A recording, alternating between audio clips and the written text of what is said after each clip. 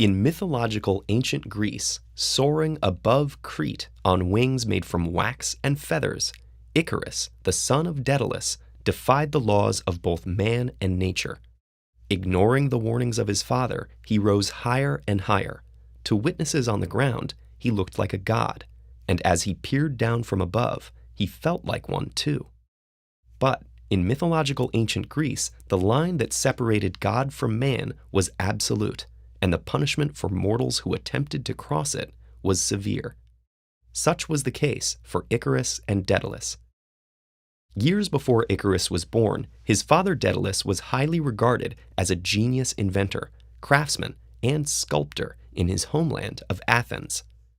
He invented carpentry and all the tools used for it. He designed the first bathhouse and the first dance floor. He made sculptures so lifelike that Hercules mistook them for actual men. Though skilled and celebrated, Daedalus was egotistical and jealous. Worried that his nephew was a more skillful craftsman, Daedalus murdered him. As punishment, Daedalus was banished from Athens and made his way to Crete. Preceded by his storied reputation, Daedalus was welcomed with open arms by Crete's king Minos. There, acting as the palace technical advisor, Daedalus continued to push the boundaries. For the king's children, he made mechanically animated toys that seemed alive. He invented the ship's sail and mast, which gave humans control over the wind.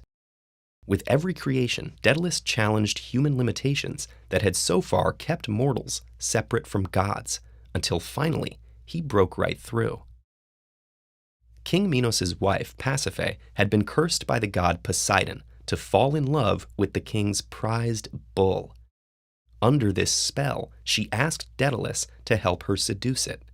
With characteristic audacity, he agreed. Daedalus constructed a hollow wooden cow, so realistic that it fooled the bull.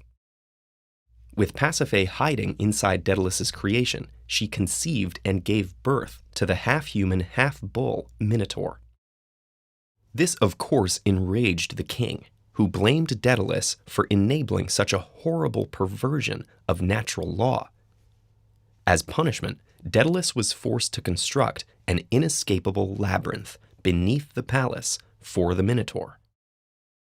When it was finished, Minos then imprisoned Daedalus and his only son Icarus within the top of the tallest tower on the island, where they were to remain for the rest of their lives. But Daedalus was still a genius inventor. While observing the birds that circled his prison, the means for escape became clear. He and Icarus would fly away from their prison as only birds or gods could do.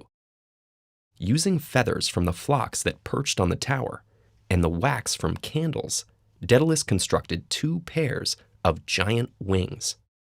As he strapped the wings to his son Icarus, he gave a warning. Flying too near the ocean would dampen the wings and make them too heavy to use. Flying too near the sun, the heat would melt the wax and the wings would disintegrate. In either case, they surely would die. Therefore, the key to their escape would be in keeping to the middle. With the instructions clear, both men leapt from the tower. They were the first mortals ever to fly.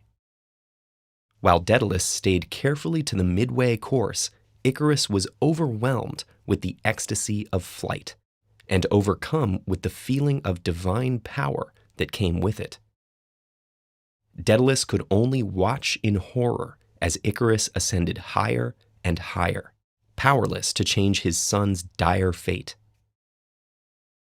When the heat from the sun melted the wax on his wings, Icarus fell from the sky. Just as Daedalus had many times ignored the consequences of defying the natural laws of mortal men in the service of his ego, Icarus was also carried away by his own hubris. In the end, both men paid for their departure from the path of moderation dearly. Icarus with his life, and Daedalus with his regret.